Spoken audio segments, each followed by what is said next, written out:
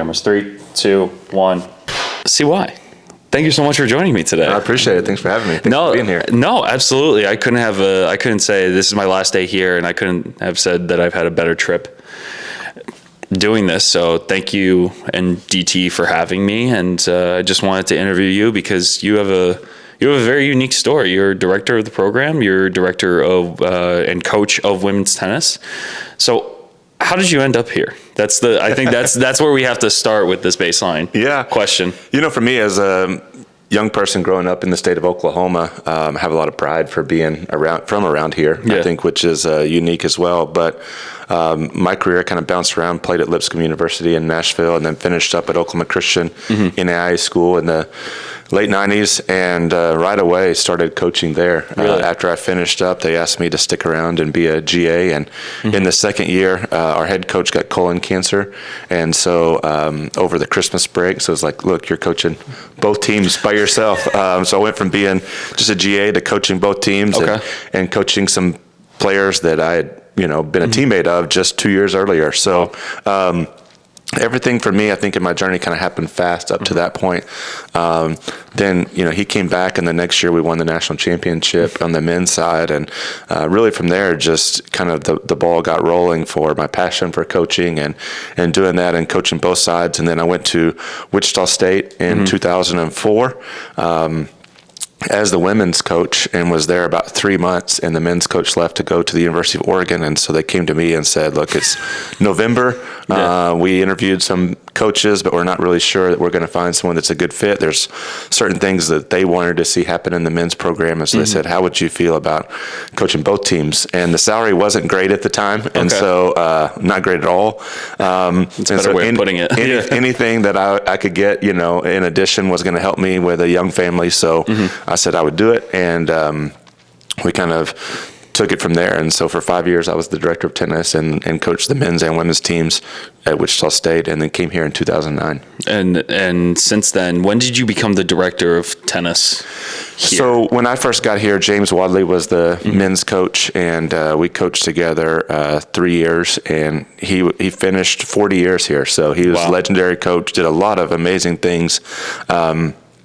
And was here for those last few years with me. I'd coached against him, known about him, obviously grown up in the state of Oklahoma. He's a legend around here for what he did for our program with not the facilities that we see now, but he did a lot with very little.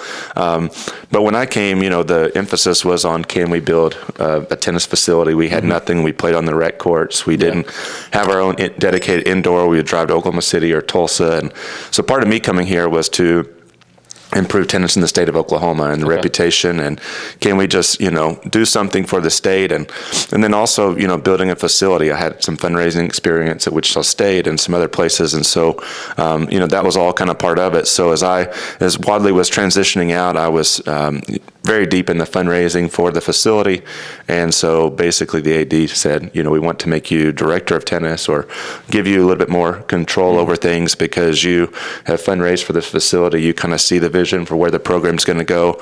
You know a lot more about the men's coaches that are out there. I trust you to go out and find us a good men's coach and kind of lead the program from there. And so that's kind of how it evolved. And you've kind of made your staple too. This entire facility was built in 2014, and you were, and I'm going to try to go off the verbatim words that they used on the website for how they described you were integral part of fundraising and developing one of the best facilities in the country. This was voted best facility in 2016 by the USTA. This is incredible. I have to say, what you and this program entirely have established, it's quite amazing. Is this how you envisioned it as the end product? It really did come out a lot like we thought. Okay. When we first sat down, they basically turned it over to me and the design people, the architects. And so we went in a room. I still remember it like it was yesterday, going in a room, and basically they're like, we've never designed a tennis facility before. So this is really going to become what you think. And so you lead us down the path. Okay. And so I pulled up what I thought were the 5 or 6 best facilities in the country and kind of took aspects from each one of them and said, look, I like what they've done here. I like what they've done here. let's bring all these things together. Here's some things that I think no one's done before. People aren't doing as much. One of the biggest things that I was shooting for was the 6 court in a row layout. At the time, there was really a lot of 3 court indoor facilities. There was a lot of big banks in the middle for lighting, and there were some challenges with the design of putting 6 in a row and having everybody a little bit closer. Especially like on the indoor. But it brings the matches so close together, and everybody from you sit in any seat here, indoor, outdoor, and you can watch all 6 matches at once. And so that was the goal, and to be able to really bring a match experience together for everybody. There's a lot of things that we changed along the way. For me, it was whatever you can fundraise is what we're going to build. And so there's some different things. One of the things is we at one point had beams going across the top and having a big expanse in the middle of the indoor. We were getting really tight on the money, and just kind of everything was rolling along when you're trying to raise 16, 17 million and almost 10 million for this indoor. And one of the guys that I had met that owned a steel company is like, look, if you just drop down some beams in between each court, it's going to save you $1.5 million. And when you're fundraising and you're kind of responsible for it, 1.5 million seems like a lot. And, we were just trying to get it completed and trying to make sure it was the best. And you look at it and you think, okay, that's a sacrifice that we can probably make. Same thing for the outside. Originally the design was to have suites that overlooked the indoor and the outdoor, and people could have those. And they're like, look, you could probably save about $2 million if you took that out. And we did some different things, and it turned out to be one of the best decisions we made. I think that patio area, the concourse area on the outside, is probably one of the crown jewels of the facility, of people being able to be up there, and we've gotten a lot of access of it. So some things I think were sacrifices, and some things were just blessings that, we made some changes that worked out good. But, through it all, you make designs and you make changes, and I walk in every day, and there's certain things that I see that maybe no one else is going to see, or there's certain things that maybe bother me, or there's certain things that are keen to my Please subscribe. Thanks. attention. But you're sensitive to everything. You want it to be perfect. You want everybody to have a great experience. I think the feedback over the years has been great. There's still things that we want to continue to change and improve. And, I look at all the other facilities that are being built now, and everybody's kind of, one-upping us or whatever. And you see these things, you're like, okay, now we got to do this. We've got to make this. And, we're actually building out an area on the west side under the scoreboard that I think is going to be phenomenal. It's going to be a two-tiered, two-level seating area. Love that. And, across the street at our baseball stadium, they have what they call corrals, and they're basically like outdoor kind of suite loge box areas and so we're going to have 10 of those outside. Amazing. Where people can come and they can bring coolers and they can do different things and they can entertain people, and they'll have a view, kind of a side view of all 6 courts. And so I think it's just something to kind of improve the fan experience. I think it's going to be done in time for the spring, and especially for NCAAs, and it could be something where people host big groups and add to the facility. I think it'll just kind of enclose it a little bit more, like we did when we built the fitness area. Yeah, I totally agree, and I have so many questions after that. But my first one is, what were the 5 universities that you took inspiration from? Because you mentioned, can you say which ones you took, or can you expand upon that? Because I'm curious to see what your vision was for this place. Well, for me, I think there's obviously ones that everybody's going to talk about. You look at a school like Georgia, who's hosted, and you're like, you got to start there. But then I think there was just a lot of different ones. Baylor at the time had just come on, and they had hosted, and they'd done a lot of things, and you take a little bit from Tulsa. And I was looking at, okay, what facilities have people hosted national championships in places that maybe people wouldn't have thought of. And I think Tulsa, Baylor, like those schools come to mind. Okay, what did they do? What did it look like? And a big one for me, I always thought going and coaching and playing at the University of Arkansas, they did a good job of kind of the indoor and outdoor, and people could sit off those suites they had up top and look. And so that was kind of a little bit of our initial design, was people being able to, the flow, I think, from indoor and outdoor was really key for me. You go to a lot of places and something happens weather related and you have to move indoors, and it's a big challenge because maybe it's not located on the same premises, maybe the design isn't set up. I wanted it to be that if you're on court 1 or you're on court 5, you just walk straight in, and it's set up just like the same.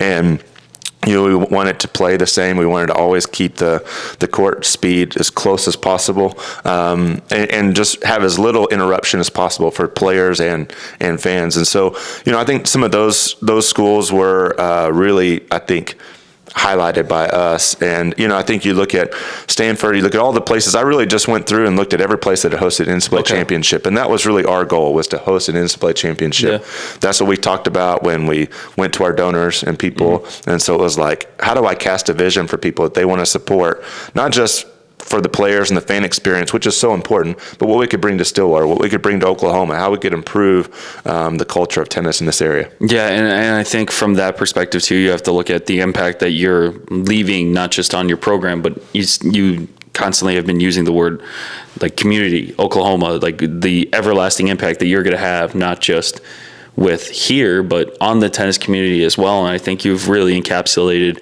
what your vision was here, because you're hosting this year for NCAAs. You're hosting the Big 12. Right. And so you have a lot of events coming up, and it's going to really be an exciting part of your history of hosting possibly the two biggest tournaments in college tennis. So for you, what would be your dream for this place if you could add one thing to this facility? What do you think it would be?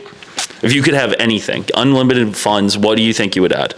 If I had unlimited funds, I'd put a retractable roof over those back 6 courts. Okay. Because, a lot of times you have 12 courts, and, that those back 6, they get practice, but they don't always get a lot of competition. I think if you had 12 indoor courts, the ability to have 12 indoor courts, we could host, national indoors. We could host some additional events. And just thinking from an events perspective, I think ultimately that would be it. I've always looked at, okay, there's got to be a way that we can cover it when it's necessary, and then be able to take it down and use it.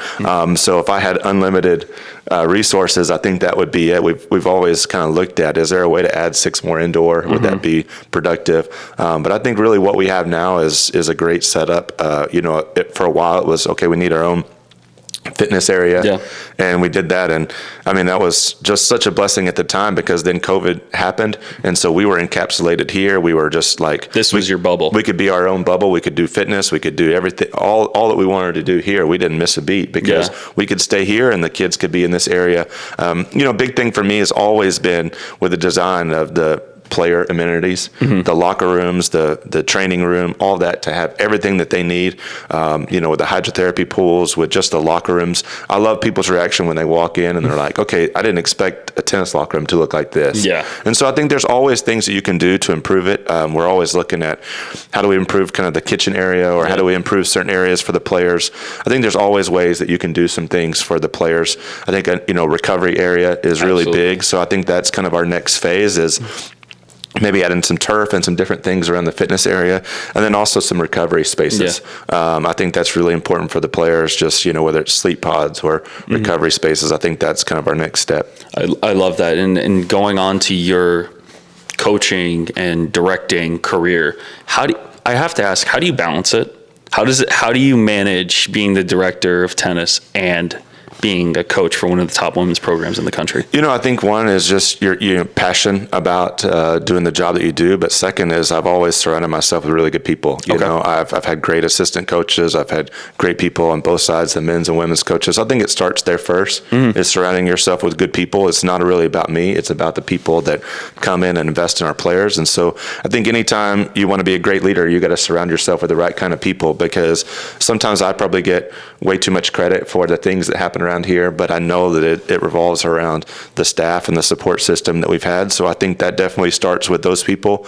And then it's just, it doesn't seem like work if it's something that you really enjoy every single day. But I think it's just planning out your day and prioritizing things, and then having people that can do certain aspects of the program that allow me to be able to go out and do the things that I want to do. And really, some of the things that you wind up doing in this role is not always what you want to do, but it's what's going to help the student athletes and give them a great experience. And that's what I want. I want anyone who comes here to work here or to play here to feel like I wouldn't want to go anywhere else. I wouldn't change that decision for anything. And so I want to treat the staff well. I want to treat the players well, give them everything. So that's just what I'm always, there's always somebody that's doing something more. There's always somebody that's doing something that challenges you. And so I think that's what keeps you going.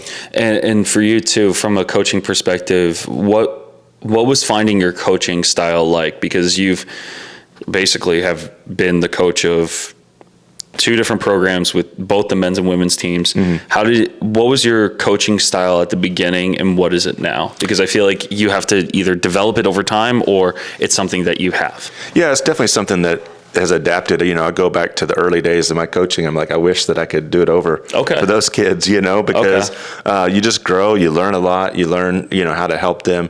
But it's really about people. It's about getting involved with the lives of these players and being able to find out how to help them.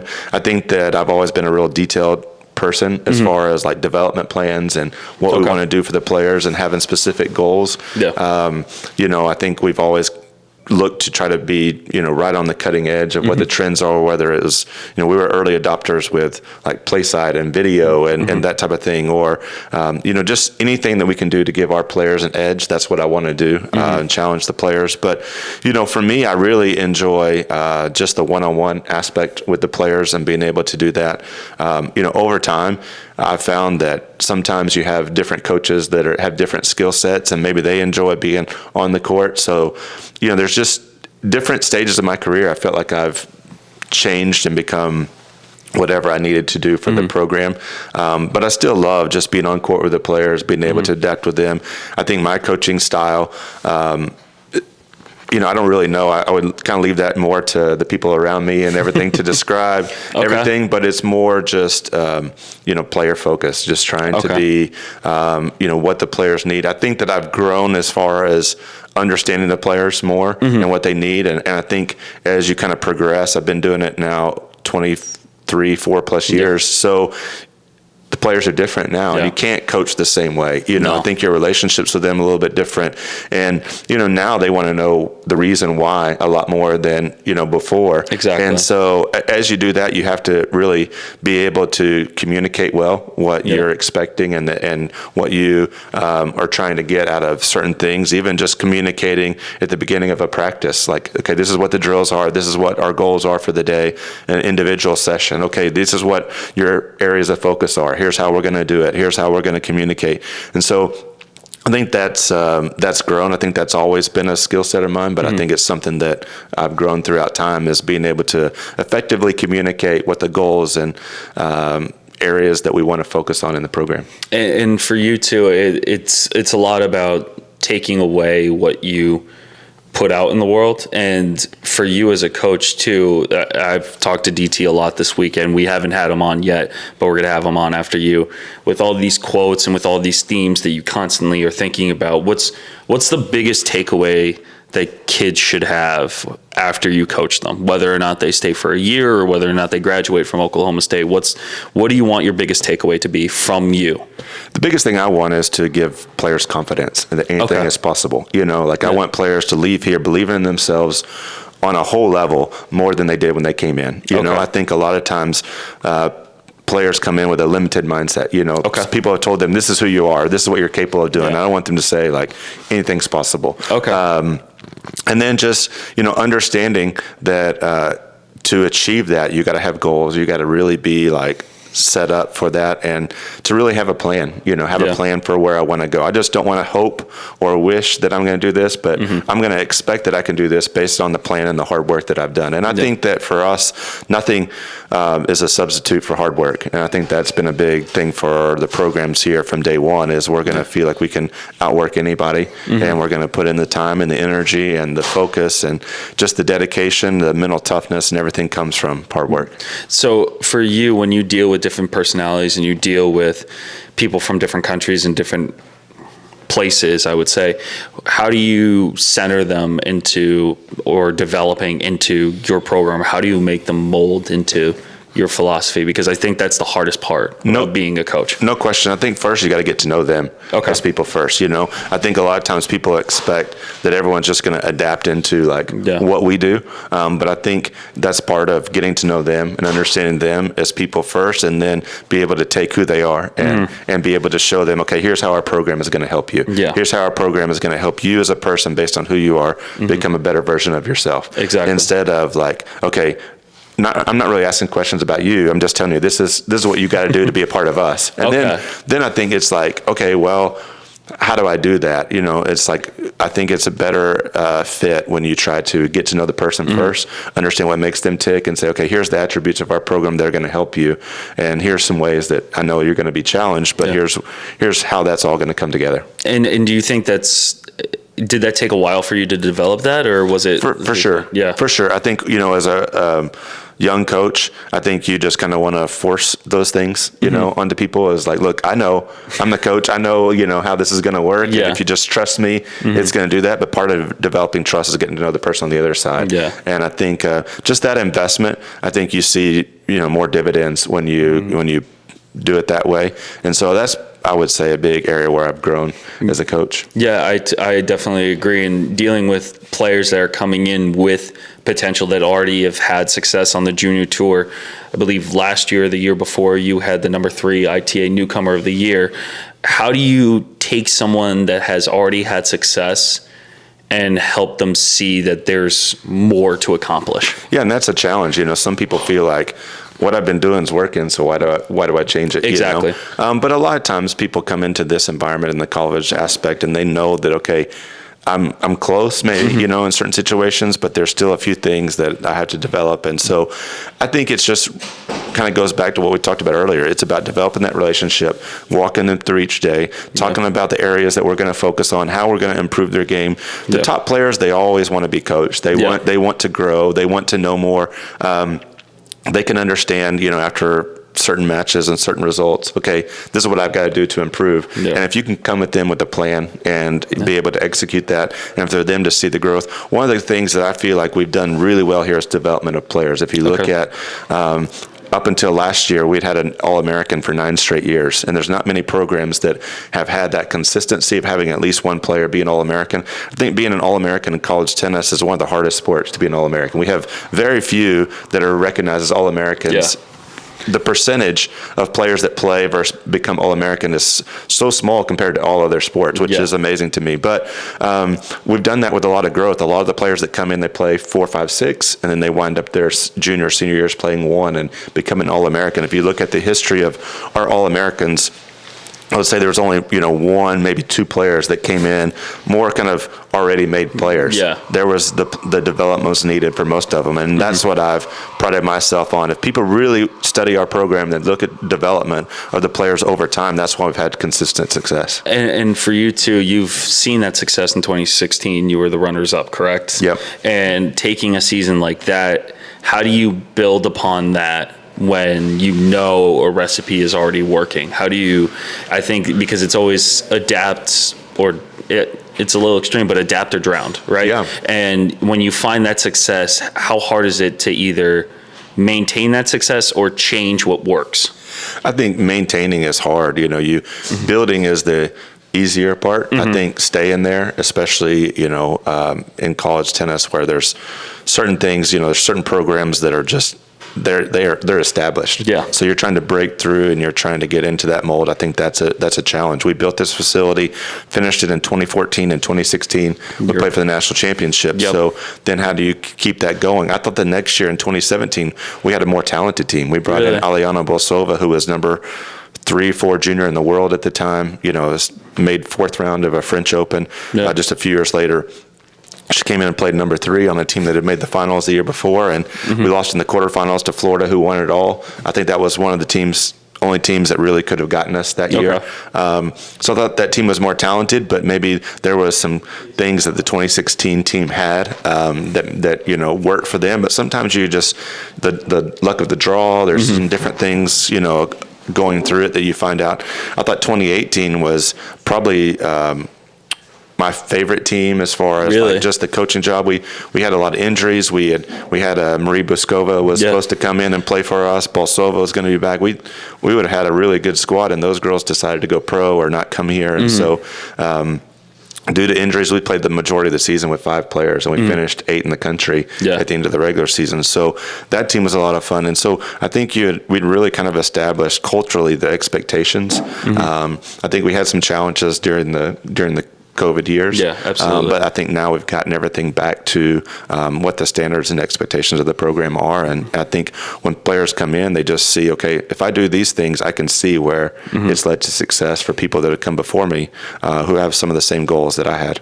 No, and establishing the goals is probably the number one key that you have to set for a lot of these girls or these guys that you have taught in the past as well.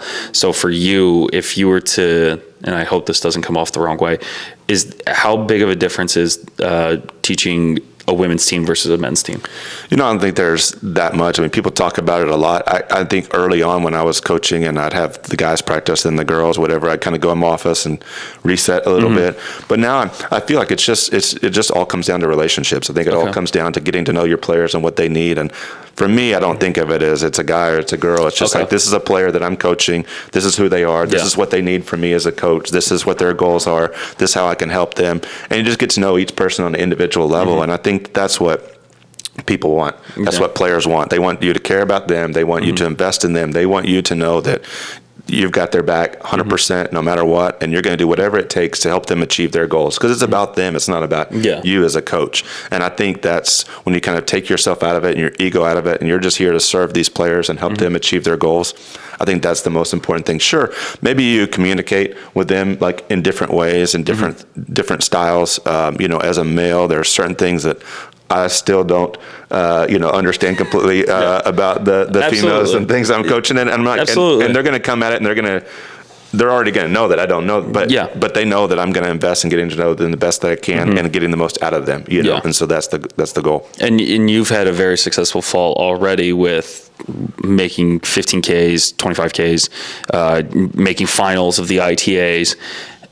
That success to you, when you look at it that way, does that kind of hype up the girls' expectations when they go into the spring season, or are you trying to keep them more grounded in that sense of we have to take it one day at a time? I think a little bit of both. I mean, one, I want them to just believe in themselves that anything is possible. And I think that should be an expectation based on the results of like, okay, anything is possible. Whatever goals that we want to have for the season in the spring is possible. But at the same time, the spring is a completely new animal. I think that the spring season is so different because now you have to put a lineup out there. Now you're going to play different players in different spots, and there's different types of pressure based on each person's role, and getting everybody to understand what their role is a part of that. Now I'm not just doing it for myself. I'm doing it for like the collective group of the team, and how that kind of plays out and how everybody responds to kind of what their role is that given day or throughout the season. That would be a challenge, but I really like this team. I like their attitude. I like the focus, and they've taken on all challenges so far. So I think it's exciting for them. It's exciting for our fans. It's something that we can really move forward to this off-season period of time, like with a lot of energy and excitement for sure. Yeah, absolutely. I think you're riding high into the spring season, and that's definitely the momentum that you have to carry and maintain at least through the next 6 to 8 months. And for you too, if I was to talk about college tennis as a whole, is there something that either college tennis should add or college tennis to remove? If you could have the power to change one thing, what do you think you would change about the format or how it's worked? Yeah, I think for me, we just have to have more of a focus of trying to engage our fans. Okay. I think that, for our sport to continue to grow and evolve, we need to draw the fans in a little bit more. I think that we've done things, whether it's scheduling matches at certain times, whether it's, the minute that somebody kind of, to grow it, we're going to have to bring in people that maybe it's their first tennis match, right? Yeah. And so there's going to be a little bit of growing pains. I think there's some times where crowds kind of get involved and they're not trying to directly harass or impact a player. They just think it was a good point, and they kind of, and then people want to just quiet that down. And someone who, is used to going and being excited about a match, and then they get told to be quiet, like I just think that a lot of times they're not going to come back. And so, I think whether it's getting us on TV more, making sure our format is exciting, drawing in the fans with different promotions, different things. Just, I think we have to find a way. I want our players to have their peers, the student body, to like come out and watch the matches. And, how underwhelming or disappointing it is if you work all week and then you walk out on the court and there's 50 people in the stands. I mean, that's just like, I think as a coach, one of the best things we can do for our players is to get people there to support them. And so that's one of the things that I think should be, all the leaders of college tennis should be a focal point of how do we do that. And that's one of the things that I want to do for our program here and also for the NCAA championships. How can we make it, we're talking about doing a fan fest and things that build around the event to try to bring in people that don't normally come to college tennis matches, because every time people have come to our matches, they're always like, man, this is way more exciting than I thought. And you get people to come to matches, they're going to get hooked, but getting them there and giving them a good experience that first time, that's the key. And seeing the level too, and fall is very different than the spring. Dual matches are where the excitement comes from, especially if you're playing a in-state rival, if you're playing a big team, if you're playing the conference. It really does show that if you lead them to water, they're gonna drink it. And I think that's the big key. There's people around here that are involved with Oklahoma State athletics, have been for years, and they'll tell me, the surprising thing is, if I list my top 5 events that I've been to, there's a tennis event on there, maybe 1 or 2 tennis matches that were like the most exciting matches, exciting events that I've been to. And most people just wouldn't think that until they come and they experience it. Whether it's a men's match or a women's match, the dual match is so exciting. It's just a matter of getting people here and doing it, and we can grow it. And let me bounce an idea off you for college tennis. Do you think college tennis should have different surfaces to play on? Ooh, that's a good question. I mean, obviously, so many of these kids grow up on clay. It'd be a lot of fun. When we were looking at the facility, originally we talked about, could we have a clay court or two, like for development? I think the challenge for upkeep at a lot of the facilities and everything, that would be the big challenge. So I think that's probably something like that would be fun and attractive down the road, especially if we were able to grow the fan base and grow the support levels. I think to be able to manage that and do that, that would be interesting. I mean, I think it's always fun. We try to go play, like in the past. We didn't do it this year. We've always tried to play like at least one tournament or two on clay for those kids to be able to kind of still train and be in that environment. And I think they always have so much fun, and it is a different something new. And for thinking about it that way too, if we look at college athletics, a lot of them are pipelines into the professional tour. If we prepare kids that have that way of, if we want to send them to the pros, if they want that experience, instead of sending them overseas and sending them that way, why not have designated quote unquote seasons where you can have them play at the Tennis Hall of Fame? Now that it doesn't have the tournament after next year, why don't you have them play in Florida on the hard trio? Why don't you have them play on different hard courts at different altitudes? It'll make it more entertaining and kind of have a college circuit properly invested into their calendar, into their schedules. I mean, I think it's a great idea. I could see where that could grow into something, especially if you had different periods of the year where you had segments of that, and that's what we tried to do. There was a tournament that I helped in with run the Dick Vitale Classic in Florida for years, and we were part of that from day one, and that was kind of at the end of the fall, be able to hit some clay court matches in November and start the preseason training on clay and doing some of that, because there's so many development aspects that you can do with a clay court. So I definitely can see that, and I like where your head's at of trying to think outside the box. And trying to, at least. I like it. I want to help promote this sport, and I want to help promote these guys as well. And I think, Chris, this was amazing. Thank you again for doing this. I really do appreciate it. For you, what can we look forward to this season from the girls? I think the girls it's going to be an exciting time. You look at our schedule and you see all the top teams coming in here. Our first 4 home matches are Michigan, Ohio State, North Carolina, Pepperdine. So love it. We took on a lot of challenges. I felt like our team is going to be able to handle that and prepared for that. And so we didn't shy away from that. The teams that wanted to come here and prepare for NCAAs, whatever. But for me, I'm just excited for both teams. In my role, I'm just as excited about what the guys can accomplish under DT and what they can do. I think that's super important.